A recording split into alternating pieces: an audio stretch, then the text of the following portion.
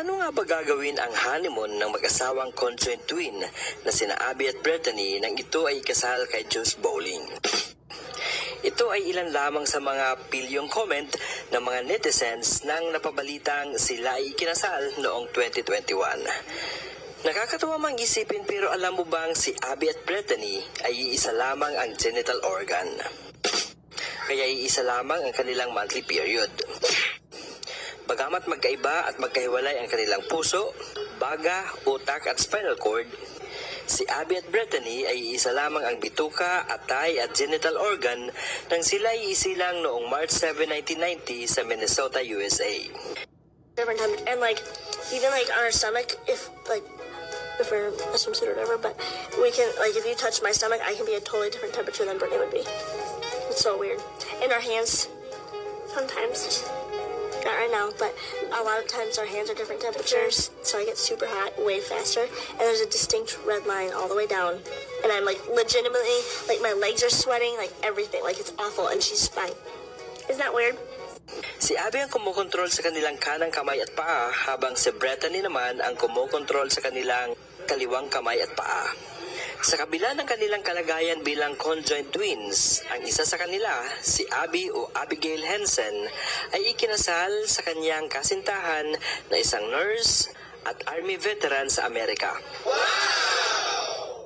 Sina Abby at Brittany ay napansin ng buong mundo nang ito ay mag-guest sa show ni Oprah Winfrey noong 1995 nang sila ay 6 na taon pa lamang. Abby's on the right. Abby, this is Abby Hensel, and she just said during the tape, I'm on the right. Abby's on the right, and Brittany is on the left. Let's get that straight right now. Yeah. That's important, right? Why, I don't know, but it's important, because you're the left and you're the right. Okay, we want to get right to the important stuff. Who's your favorite, the Lion King, Pocahontas, or the Little Mermaid? That's what we want to know. Pocahontas. Dahil sa kasikatan na kanilang natamasa noon, maraming producers at advertisers ang nagka-interes sa kanilang kwento. Dahil dyan, alam mo bang nagkaroon sila ng TV series na TLC Abby and Brittany, at ito ay tumagal ng 8 taon.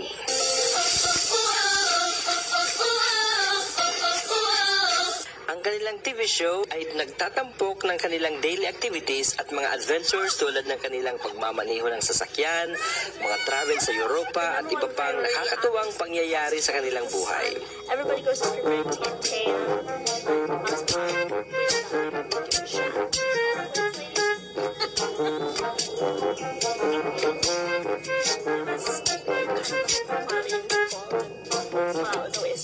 Sa kabila ng kanilang natatanging kalagayan bilang conjoined twins, si Abby at Brittany ay nagtapos sa college ng kursong education. Sa ngayon, si Abby at Brittany ay nagtatrabaho bilang 5th grade teachers sa Amerika. Magkahiwalay ang kanilang sahod kaya kapwa sila may income at economically independent. Alam mo bang pangarap nilang dalawa na maging isang nanay? Yes, ito ang kanilang pangarap mula nang sila ay bata pa. Kaya isang malaking katuparan sa kanilang pangarap nang ang isa sa kanila ay nakapag-asawa. At ayun na nga, si Abby ay nakapag-asawa ng isang dating sundalo sa Amerika. Wow! O di ba nakaka-inspire ang kanilang kakaibang kalagayan? Ano kaya sa palagay mo ang magiging setup ng kanilang married life kung sakaling magdesisyon ng mag-asawa si Brittany? Aabangan namin ang iyong sagot sa tanong na ito.